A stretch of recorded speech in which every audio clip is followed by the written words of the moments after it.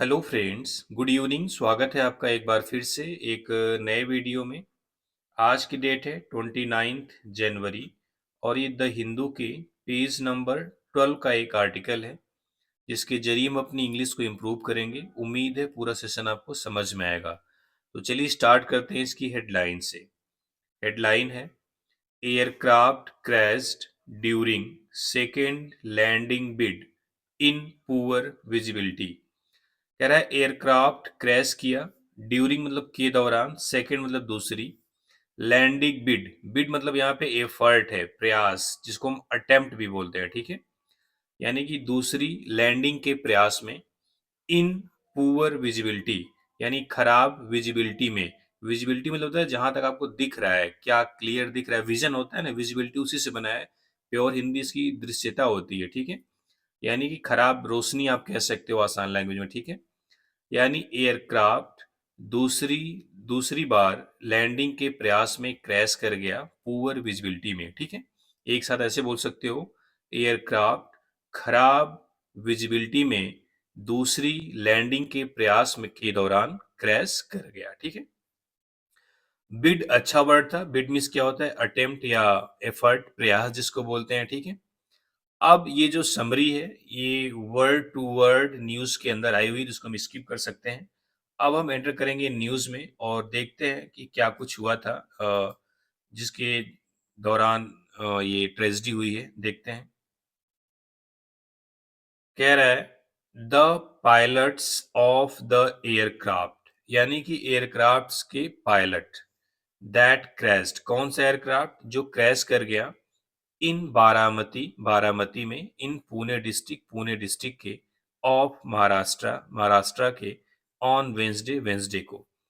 कह रहा है वेंसडे को महाराष्ट्र के पुणे डिस्ट्रिक्ट के बारामती में क्रैश हुए एयरक्राफ्ट के जो पायलट्स थे, वह थे अटेम्प्टिंग, कोशिश कर रहे थे, अ सेकेंड लैंडिंग, दूसरी लैंडिंग की, इन पुअर विजिबिलिटी, खराब विजिबिलिटी में, एट एन एयर स्ट्रिप, एक ऐसी एयर स्ट्रिप पर, एक ऐसी हवाई पट्टी पर, दैट इज प्राइमरीली यूज्ड, जो मुख्य रूप से यूज की जाती थी, for flight training, flight training के लिए, डिस्पाइट के बावजूद, frequent VIP movement, frequent means होता है बार बार, यानी कि बार बार या अक्सर वीआईपी मूवमेंट होने के बावजूद, ठीक है। ये पहला सेंटेंस था आपका। अब देखो, कह रहा है the pilots of the aircraft, ठीक है। ये जो दैट लगा है रिलेटिव प्रोनाउन है, किसके लगा है, एयरक्राफ्ट के लिए। वह एयरक्राफ्ट जो क्रैश किया बारामती के, बारामती में, बारामती है कहाँ, पुणे डिस्ट्रिक्ट में और महाराष्ट्र के, ऑन वेंसडे, वेंसडे को। ये जो वर्ब आई हुई है, इसका सब्जेक्ट यहाँ पे पायलट्स है, प्लूरल है, ठीक है। नाउन है, प्लूरल दिया, इसका सब्जेक्ट हो गया। वर्ब के साथ वर्ब के एनजी फॉर्म है, अटेम्प्टिंग मींस प्रयास करना, तो पास्ट कंटिन्यूअस टेंस हो गया। किस चीज का प्रयास, अ सेकेंड लैंडिंग, दूसरी लैंडिंग की, लैंडिंग मतलब हवाई जहाज को जमीन पर उतारना, ठीक है। तो सेकेंड यहाँ पे एडजेक्टिव हो गया, लैंडिंग यहाँ पे नाउन का काम कर रहा है, ठीक है। अब देखो, ये समझ में आ गया होगा, इन पुअर विजिबिलिटी, खराब रोशनी में, खराब विजिबिलिटी में, एट एन एयर स्ट्रिप, एक ऐसी हवाई पट्टी पर। देखो एयर स्ट्रिप सिंगुलर नाउन है, एयर स्ट्रिप दिख रहा है साफ साफ, सिंगुलर नाउन है, एन आर्टिकल भी लग गया है। अब जो दैट आया है इस एयर स्ट्रिप के लिए है, ये रिलेटिव प्रोनाउन है, ठीक है। अब इसके हिसाब से ओवर लगेगी। जो दैट है इसका कोई अपना नंबर नहीं है, ये किसके लिए आया है, किसके लिए आया है, एयर स्ट्रिप के लिए आया हुआ है। तो इसके लिए हम इज वर्ब लगाए हुए हैं, ठीक है। दैट इज प्राइमरीली यूज्ड, जो मुख्य रूप से यूज की जाती थी, for flight training, flight training के लिए। डिस्पाइट मीन्स होता है इन स्पाइट ऑफ, के बावजूद। फ्रीक्वेंट वीआईपी मूवमेंट, यानी बार बार वहां वीआईपी मूवमेंट होता था, उसके बावजूद फ्लाइट ट्रेनिंग के लिए सिर्फ इस्तेमाल की जाने वाली हवाई पट्टी थी। यहाँ पे कोई ऐसा नहीं था कि नॉर्मल पैसेंजर जा रहे हैं, ठीक है, ऐसा कुछ एयरपोर्ट टाइप नहीं था वो, ठीक है। तो अगर इसमें वर्ड की बात करें तो अटेम्प्ट मीन्स प्रयास करना, वर्ब भी होती है, ऊपर नाउन था, ठीक है। अटेम्प्ट मीन्स प्रयास भी होता है और प्रयास करना भी होता है। इट मीन्स अटेम्प्ट नाउन भी है और वर्ब भी है, ठीक है। प्राइमरली मतलब मुख्य रूप से, डिस्पाइट मीन्स के बावजूद, फ्रीक्वेंट मीन्स बार बार, अक्सर, ठीक है। चलिए अब देखते हैं अगला, अगला सेंटेंस क्या है। अगले सेंटेंस में कह रहा है the facility has only a rudimentary air traffic control, आपको पता ही है कि जो फ्लाइट का ऑपरेशन होता है उसके लिए एटीसी सबसे इम्पोर्टेंट पॉइंट होता है, जहाँ से सिग्नल मिलता है पायलट्स को कि किस डायरेक्शन में जाना है, कब आपको टेक ऑफ करना है, ठीक है? तो कौन देता है? एटीसी। कह द फैसिलिटी, यहाँ पे फैसिलिटी का मतलब है वो जो एरोड्रोम टाइप था, एयरपोर्ट तो नहीं कह सकते, एरोड्रोम कह सकते हैं आप, या फिर जो ट्रेनिंग जहाँ पे मिल जाए, कोई इंस्टीट्यूट आप बोल सकते हो, ठीक है? उसको यहाँ पे फैसिलिटी बोला है। फैसिलिटी मतलब वो जहाँ पे जहाँ से वो फ्लाइट टेक ऑफ की थी, ठीक है? The facility has only a rudimentary air traffic control, यानी उस फैसिलिटी में सिर्फ रुडिमेंट्री में होता है बेसिक, बुनियादी, ठीक है, आधारभूत जिसको बोलते हैं, एयर ट्रैफिक कंट्रोल था। यानी उस फैसिलिटी के पास सिर्फ एक बेसिक एयर ट्रैफिक कंट्रोल था, operated by a flying school, जो कि एक फ्लाइंग स्कूल के द्वारा ऑपरेट किया जा रहा था। एंड और लैक्स, और उसमें अभाव थी, कमी थी, अ डेडिकेटेड मेट्रोलॉजिस्ट, एक डेडिकेटेड मेट्रोलॉजिस्ट की, मेट्रोलॉजिस्ट जो मौसम का पता लगाते हैं, ठीक है? And navigational aids to guide the pilots, navigational aids मतलब होता है जो दिशा देने वाले, नेविगेशन में जो हवा में आपको डायरेक्शन को गाइड करे, उसके जो एड्स है, जो उपकरण हैं, उनकी कमी थी, to guide the pilots, pilots को गाइड करने के लिए। अब देखो, यही सबसे मेन वजह यही है, कह रहा है कि उस फैसिलिटी में, यानी आप फैसिलिटी को यहाँ पे एयरपोर्ट बोल सकते हो, एयरपोर्ट तो नहीं बोल सकते क्योंकि एयरपोर्ट तो था ही नहीं, वहां पे प्रॉपर एटीसी नहीं थी, वही कह रहा है इस फैसिलिटी में, यानी कि ये जो इंस्टीट्यूट आप बोल सकते हो जहां से ये एयरक्राफ्ट टेक ऑफ किया था, उस फैसिलिटी में सिर्फ एक बुनियादी, एक बेसिक एयर ट्रैफिक कंट्रोल था, जो कि एक फ्लाइंग स्कूल के द्वारा ऑपरेट किया जा रहा था। यानी उस एयर ट्रैफिक कंट्रोल को ऑपरेट कौन कर रहा था? एक फ्लाइंग स्कूल, जहाँ पे ट्रेनिंग होती है। और इसमें एक डेडिकेटेड, डेडिकेटेड मीन्स होता है समर्पित, मेट्रोलॉजिस्ट की कमी थी, और नेविगेशनल एड्स की कमी थी पायलट्स को गाइड करने के लिए। नेविगेशनल दिशा, हवा में डायरेक्शन बताने के लिए नेविगेशनल इक्विपमेंट होते हैं, ठीक है? जैसे कि उसमें आईएलएस आता है, अभी आपको आगे पता चलेगा, ठीक है? तो क्लियर हो गया? इसमें अगर वर्ड की बात करें तो रेडियोमेंट्री अच्छा वर्ड, इसका मतलब होता है बेसिक, बुनियादी। लैक्स मीन्स होता है कमी या अभाव, डेडिकेटेड मीन्स समर्पित, बिल्कुल उसी के लिए बना हुआ।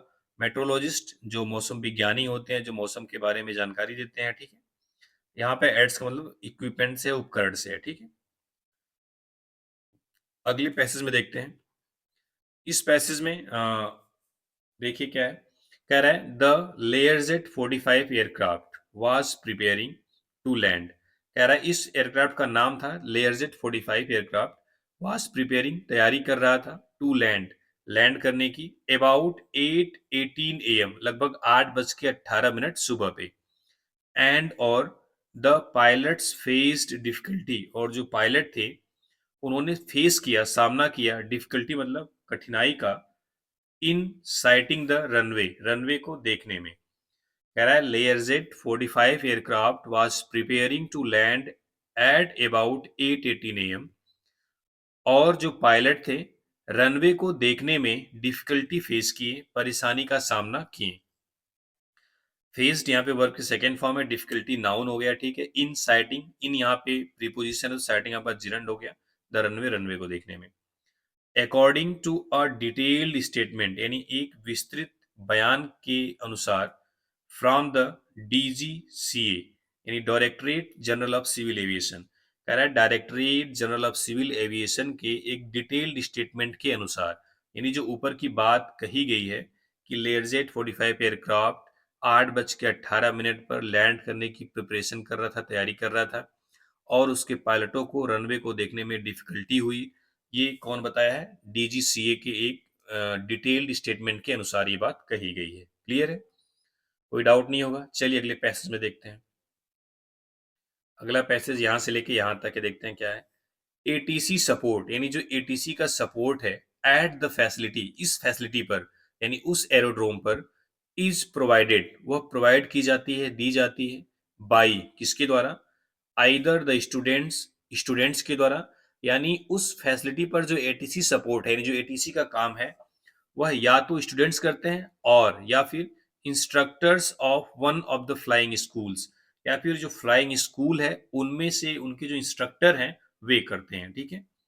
स्कूल्स यूजिंग इट, जो इसका प्रयोग कर रहे हैं, यानी जो उस फैसिलिटी का प्रयोग कर रहे हैं अपने पायलट्स को ट्रेनिंग देने में, वो एक फ्लाइंग स्कूल है। तो वही कह रहा है कि इस फैसिलिटी में जो एटीसी सपोर्ट है वो या तो स्टूडेंट्स के द्वारा या फिर उस फ्लाइंग स्कूल्स के इंस्ट्रक्टर के द्वारा दिया जाता है जो इसका इस्तेमाल कर रहे हैं। ठीक है, ये जो इज वर्ब है इसका सब्जेक्ट एटीसी सपोर्ट है। ये जो एट द फैसिलिटी है ये प्रीपोजिशन हो गया, उसका ऑब्जेक्ट फैसिलिटी हो गया। ठीक है, इज के साथ वर्ब की थर्ड फॉर्म पैसिव वॉइस में सेंटेंस है। अगला सेंटेंस है द डीजीसीए सेड, डीजीसीए ने कहा, दे हैड सेड, उन्होंने कहा था, the visibility at the time of the crash, यानी क्रैश के समय जो विजिबिलिटी थी, वाज 3 किलोमीटर्स, वह 3 किलोमीटर की थी। दे मतलब आप बोल सकते हो यहाँ पे एटीसी सपोर्ट्स की बात हो रही है, जो जो जो वहां पे एटीसी को सिग्नल दे रहे थे एटीसी से, उसकी बात कर रहा है। द दे हैड सेड, उन्होंने कहा था, the visibility at the time of the crash was 3 kilometres, यानी क्रैश के समय जो विजिबिलिटी थी वो कितनी थी, 3 किलोमीटर, यानी 3 किलोमीटर तक पायलट्स को दिखाई दे रहा था। ठीक है, अब देखो, दे हैड सेड, उन्होंने कहा था, यहां से नया सेंटेंस है the visibility at the time of the crash. ये जो वाज वर्ब है इसका सब्जेक्ट क्या है, विजिबिलिटी। विजिबिलिटी वाज 3 किलोमीटर, यानी विजिबिलिटी 3 किलोमीटर थी at the time of the crash, crash के समय पर। ठीक है अब कह रहा है the pilots had aborted the first landing, यानी पायलट ने जो पहली लैंडिंग का प्रयास था उसको एबॉर्ट कर दिया था, उसको कैंसिल कर दिया था। एज, क्योंकि the required visibility range for the air strip is 5 kilometres, जो एयर स्ट्रिप है, जो वायु पट्टी है, वहां पे जो रिक्वायर्ड विजिबिलिटी रेंज है वह कितनी है, 5 किलोमीटर है। ठीक है, क्यों उन्होंने पहले प्रयास को अवॉइड कर दिया था, क्योंकि उस टाइम पे विजिबिलिटी 3 किलोमीटर थी। और कह रहा है कि और जो रिक्वायर्ड विजिबिलिटी रेंज है फॉर द एयर स्ट्रिप इस हवाई पट्टी के लिए वो कितनी है, 5 किलोमीटर। यानी अगर आपको 5 किलोमीटर तक दिखाई देगा तो आप लैंडिंग करा सकते हैं, लेकिन उस टाइम सिर्फ 3 किलोमीटर दिखाई दे रहा था पहले प्रयास में। ठीक है, देखो एज एक कंजंक्शन का काम कर रहा है, यहाँ से द रिक्वायर्ड विजिबिलिटी, विजिबिलिटी यहाँ पे नाउन है, रिक्वायर्ड आपका एडजेक्टिव हो गया, और द क्या है, आर्टिकल है। विजिबिलिटी भी यहाँ पे नाउन की तरह काम कर रही है, लेकिन रेंज मेन नाउन है। ठीक है, मेन नाउन क्या है, रेंज। तो रेंज के हिसाब से यहाँ पे इज वर्ब आई हुई है। ठीक है, आगे देखते हैं। कह रहा है moments before their second attempt, कह रहा है उनके दूसरे प्रयास के थोड़ी देर पहले, moments before their second attempt, यानी दूसरे प्रयास के कुछ देर पहले, द पायलट्स, यानी जो पायलट्स थे, सेड, उन्होंने कहा, यानी मोमेंट के कुछ समय पहले पायलट ने कहा, क्या कहा, the runway is currently not in site, उन्होंने कहा था कि जो रनवे है इज करेंटली, अभी वर्तमान में, नॉट इन साइट, साइट में नहीं है, यानी नजर नहीं आ रहा है, दिख नहीं रहा है। एंड और देन रिपोर्टेड अगेन, और फिर दोबारा से कहा, दैट की द रनवे वाज विजिबल, जो रनवे है विजिबल है। यानी कह रहा है दूसरे अटेम्प्ट से थोड़ी थोड़ी देर पहले पायलट्स ने कहा था कि रनवे अभी दिखाई नहीं दे रहा है, और फिर दोबारा से रिपोर्ट किया कि रनवे दिखाई दे रहा है। फॉलोइंग विच, जिसके बाद, they were given a landing clearance, जब उन्होंने बोला कि रनवे दिखाई दे रहा है, रनवे विजिबल है, उसके बाद उन्हें, दे मतलब पायलट्स को, were given a landing clearance, उन्हें लैंडिंग क्लियरेंस दिया गया, यानी वे लैंडिंग करा सकते हैं, एटीसी ने उनको परमिशन दे दी। The ATC saw the aircraft, ATC ने एयरक्राफ्ट को देखा, इन फ्लेम्स, यानी आग की लपटों में, धुएं में, एट 8:44 AM, 8:44 पर सुबह में। ठीक है, the aircraft accident investigation bureau, जिसको हम शार्ट में बोलते हैं AAIB, is looking into the tragedy, यानी इस ट्रेजेडी की, यानी ये जो ये दुखांत घटना हुई है उसकी जांच कर रही है। एंड और a team left for the Baramati soon after the crash, और क्रैश के तुरंत बाद ही बारामती के लिए एक टीम जा चुकी है। ठीक है, तो चलिए, इतना तो मुझे लग रहा है समझ में आ गई सारी चीजें। थोड़ा सा आगे देखते हैं क्या कुछ है। हम्म हम्म, एक सेकेंड। अब बता रहा है उसमें कौन कौन थे, उनको कितना एक्सपीरियंस था उनके पायलट्स को। कह रहा है द पायलट इन कमांड, यानी जो पायलट इन कमांड थे, कैप्टन सुमित कापुर, उनका क्या नाम था, सुमित कापुर कैप्टन थे, had over 15,000 hour of flying experience. उनके पास 15,000 से ज्यादा घंटों का एक्सपीरियंस था, फ्लाइंग एक्सपीरियंस, यानी उन्होंने 15,000 घंटे से ज्यादा फ्लाइट उड़ाई थी। And first officer Sambhavi Pathak 1500 hours, और जो फर्स्ट ऑफिसर सांभवी पाठक थी उनके पास 1500 घंटे का एक्सपीरियंस था। अब उस एयर स्ट्रिप के बारे में बता रहा है कि एयर स्ट्रिप क्या था। कह रहा है the air strip owned by the Maharashtra industrial development corporation, यानी जो हवाई पट्टी थी जहां से फ्लाइट टेक ऑफ किया था, एयर स्ट्रिप आप बोल रहे हो उसको बार बार, हवाई पट्टी, ओन्ड बाय, जिसके मालिक कौन थे, the Maharashtra industrial development corporation, is leased, उन्होंने लीज पे दे रखा था, to the Red Bird flying school को and Carver aviation for flight training, और Carver aviation for flight training को। कह रहा है कि जो हवाई पट्टी थी वह महाराष्ट्र इंडस्ट्रियल डेवलपमेंट कॉर्पोरेशन की थी, उसने रेड बर्ड फ्लाइंग स्कूल और Carver aviation for flight, Carver aviation को लीज पर दे रखा था फॉर फ्लाइट ट्रेनिंग, यानी फ्लाइट ट्रेनिंग के लिए, यानी वहां पे ट्रेनिंग होती थी। ठीक है, कह रहा है इट इज कैटेगराइज्ड, इसको कैटेगराइज किया गया था एज एन अनकंट्रोल्ड एरोड्रोम, यानी कि ये जो एयर स्ट्रिप है इसको एक अनकंट्रोल्ड एरोड्रोम के रूप में कैटेगराइज किया गया था, यानी अनियंत्रित एरोड्रोम। क्यों किया गया उसका रीजन बता रहा है, एज क्योंकि it does not have typical airport infrastructure, क्योंकि सबसे बड़ी चीज इसके पास जो एयरपोर्ट पे इंफ्रास्ट्रक्चर होता है वह इसके पास नहीं था, जिसमें कि शामिल है एन एटीसी, एक एटीसी, यानी इसके पास प्रॉपर एटीसी भी नहीं था। दूसरी क्या चीज़ नहीं थी, एंड नेविगेशन इक्विपमेंट, और नेविगेशन इक्विपमेंट सच एज, जैसे कि ये नेविगेशन इक्विपमेंट के बारे में बता रहा है, जैसे कि एन इंस्ट्रूमेंट लैंडिंग सिस्टम, जिसको आईएलएस बोलते हैं शॉर्ट फॉर्म में, आईएलएस भी नहीं था, और सिक्योरिटी, ना तो कोई सिक्योरिटी और ना ही फायर फाइटिंग अरेंजमेंट थे। इसलिए इसको क्या बोला गया है, अनकंट्रोल्ड एरोड्रोम, यानी कि यह अनकंट्रोल्ड एरोड्रोम कैटेगरीज में आता है, क्योंकि इसके पास जो टिपिकल एयरपोर्ट इंफ्रास्ट्रक्चर होता है वह नहीं था, जिसमें कि एटीसी शामिल है, नेविगेशनल इक्विपमेंट जैसे कि आईएलएस सिस्टम या फिर सिक्योरिटी या फिर फायर फाइटिंग अरेंजमेंट्स वहां पे नहीं थे। ठीक है, इसलिए इसको क्या बोला गया है, अनकंट्रोल्ड एरोड्रोम। ठीक है, आगे देखते हैं। आगे कह रहा है pilots have to rely on, यानी पायलट्स को रिलाई करना पड़ता है, भरोसा करना पड़ता है विजुअल अप्रोच, यानी विजुअल अप्रोच पर, जो उन्हें दिखेगा उस पर वो भरोसा करेंगे, और बेयर आइज, या फिर अपनी आंखों पर, बेयर मतलब बेयर आइज मतलब नंगी आंखों पर, यानी मात्र बिल्कुल आंखों पर ही। ठीक है, एज क्यों ऐसा करना पड़ता है, there are no navigational aids, क्योंकि कोई भी नेविगेशनल उपकरण नहीं है, दैट जनरेट क्यू, जो कि सिग्नल दें। जनरेट मीन्स क्या होता है, पैदा करना, देना, क्यूज मतलब signal, inside the cockpit, cockpit के अंदर जहां पे पायलट्स बैठते हैं, to to to to to maintain a certain alignment और डायरेक्शन, ताकि एक सर्टेन, एक निश्चित अलाइनमेंट या फिर दिशा बनाई जा सके, ऐसा उनको सिग्नल नहीं मिल पाता है वहां से। ठीक है, एज क्योंकि द एयरपोर्ट इज, जो एयरपोर्ट है, is beyond the airport authority of India's ATC coverage area, क्योंकि ये जो एयरपोर्ट है वो एयरपोर्ट अथॉरिटी ऑफ इंडियाज का जो एटीसी कवरेज एरिया है उससे अलग है, उससे परे है। ठीक है, एटीसी सपोर्ट इज प्रोवाइडेड, यानी एटीसी सपोर्ट यहाँ पे दिया जाता है by the staff of one of the flight training school, यानी फ्लाइट ट्रेनिंग स्कूल के एक स्टाफ के द्वारा, which have only rudimentary infrastructure, जो स्कूल है वहां पे भी सिर्फ बेसिक इंफ्रास्ट्रक्चर है। अ पायलट, एक pilot who has trained at Baramati, जिसने बारामती में, हु हैज ट्रेन्ड, जिसने ट्रेनिंग दी थी बारामती में, उसने ये बात बताई है। ठीक है, कह रहा है at the time of the landing, यानी लैंडिंग के समय पर, the aircraft reportedly rolled left.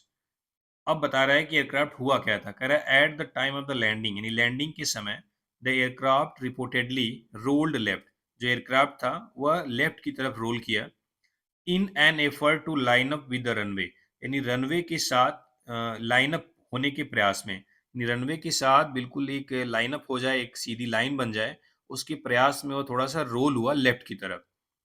A move, एक ऐसा move that may have caused A loss of lift, इसी वजह से क्या हुआ, अ मूव एक ऐसा स्टेप ये हो गया that may have caused a loss of lift, जिससे कि लिफ्ट यानी जो थ्रस्ट उत्पन्न होता है उसका लॉस हो गया, और स्टॉल या फिर इंजन फेल हो गया। स्टॉल मतलब यहाँ पे इंजन फेल होने से मतलब है, ठीक है। Leading it to veer toward the sloping side of the runway. इससे हुआ क्या, कह रहा है कि सबसे पहले लैंडिंग के टाइम पे एयरक्राफ्ट रनवे के साथ लाइन अप होने के प्रयास में लेफ्ट की तरफ रोल हो गया, जिससे वह थ्रस्ट खो बैठा या फिर वहाँ इंजन फेल हो गया, जिसकी वजह से लीडिंग इट यह चीज ले गई है, जिसकी वजह से क्या हुआ, to veer toward the sloping side of the runway. Runway का जो स्लोपिंग साइड है उसकी तरफ दिशा चेंज हो गई। वीर मतलब होता है डायरेक्शन चेंज हो जाना, ठीक है। वेयर जहां it crashed on the spot, यह तुरंत क्रैश कर गया। इनफॉर्म्ड सोर्सेज साइटिंग आई विटनेसेस अकाउंट सेट, यानी इन्फॉर्म किया है सोर्सेस सूत्रों ने साइटिंग आई विटनेस अकाउंट से, जो उन्होंने प्रत्यक्षदर्शी जो उन्होंने देखा है जिन लोगों ने, उन्होंने ऐसी बात बताई है। अब कह रहा है कि the aircraft is owned by the Delhi based charter company VSR ventures private limited, यानी जो एयरक्राफ्ट है वो दिल्ली के एक charter company VSR venture private limited के द्वारा उसका मालिकाना हक है। विच हैज 17 एयरक्राफ्ट, जिसके पास 17 एयरक्राफ्ट हैं। द डीजीसीए इन स्टेटमेंट, यानी डीजीसीए ने स्टेटमेंट सेट कहा है, इट्स लास्ट रेगुलेटरी ऑडिट, इसका जो आखिरी रेगुलेटरी ऑडिट है वाज इन फरवरी 25, फरवरी 2025 में हुआ था। और नो सीरियस फाइंडिंग्स वर इश्यूड, और कोई भी गंभीर फाइंडिंग्स नहीं जारी की गई थी या फिर नहीं मिली थी, ठीक है। कह रहा है another Learjet 45 of the company crashed in Mumbai in September 2023। कह रहा है लेयरजेट 45 जो कंपनी है उसका दूसरा क्रैश हुआ था सितंबर 2023 में मुंबई में। दाऊ, हालांकि देयर वर नो कैजुअल्टी, कोई भी कैजुअल्टी नहीं हुई थी। The aircraft was destroyed, aircraft नष्ट हो गया था। The probe report has not been released, जो जांच रिपोर्ट थी उसको रिलीज नहीं किया गया है। द इंजर्ड फर्स्ट ऑफिसर, जो घायल फर्स्ट ऑफिसर था, रिमेन्स पैरालाइज्ड, वह लकवाग्रस्त रह गया। फ्रॉम द वेस्ट डाउन, कमर से नीचे, यानी जो फर्स्ट ऑफिसर इंजर्ड हुआ था वह कमर से नीचे क्या हो गया, लकवाग्रस्त हो गया, ठीक है। अब ये कुछ नाम हैं जो जो कुछ पॉलिटिशियन और जो कुछ प्रोमिनेंट फिगर्स हैं जो एयर ट्रेजेडी में जिनकी डेथ हुई है, ठीक है। कह रहा है a list of politician and prominent figures who were killed in air crashes. कह रहा है यह पॉलिटिशियन और प्रोमिनेंट फिगर यानी प्रख्यात जो चर्चित हस्ती है वो उनकी लिस्ट है जो एयर क्रैशेस में मारे गए थे। आखिरी शुरुआत करते हैं, सबसे लेटेस्ट कौन है, अजीत पवार, ठीक है, जिनकी डेथ 28 जनवरी को हुई है। ये महाराष्ट्र के डिप्टी चीफ मिनिस्टर हैं जो कि प्लेन क्रैश में 28 जनवरी को मारे गए। विजय रूपानी, जो पिछले एयर क्रैश अहमदाबाद में हुआ था, फॉर्मर गुजरात सीएम थे, जिसमें 241 लोग के साथ वो अभी थे, और वो 12 जून को हुआ था, उसमें इनकी डेथ हुई। ये जनरल विपिन रावत है, ये सब नाम आपको थोड़ा थोड़ा जानने चाहिए, ठीक है। इनकी भी डेथ हुई थी एयर ट्रेजेडी में ही। ये आंध्र प्रदेश के चीफ मिनिस्टर हैं, इनका क्या नाम है, वाईएस राजशेखर रेड्डी। इनको भी 2 सितंबर 2009 को चॉपर क्रैश में इनकी डेथ हुई थी। ये हैं जीएमसी बालायोगी, जो लोकसभा स्पीकर हैं, ये भी चॉपर क्रैश में मर गए थे। ये हैं माधवराव सिंधिया, कांग्रेस लीडर हैं, इनकी भी डेथ हुई थी एयर ट्रेजेडी में। ये हैं एनवीएन सोमू, यूनियन मिनिस्टर हैं जो कि अरुणाचल प्रदेश में थे। ये 14 नवंबर 1997 में डेथ हुई थी। संजय गांधी कांग्रेस लीडर थे, ये अभी सफदरगंज एयरपोर्ट पे 23 जून 1980 के करीब इनकी मौत हुई थी एयर ट्रेजेडी में ही। मोहन कुमार मंगलम है, यूनियन मिनिस्टर ये भी थे, ये भी 1973 में इनकी डेथ हुई थी। ये होमी बाबा, आप नाम सुने होंगे, the Pioneer nuclear physics physicist died in A crash on January 1966। यानी ये कुछ पॉलिटिशियन थे और प्रोमिनेंट फिगर्स थे जिनकी डेथ एयर ट्रेजेडी में हुई थी, ठीक है। और उम्मीद है आपको पूरा समझ में आ गया होगा। अगर कोई डाउट आता है तो हमें जरूर पूछिए। चलिए, थैंक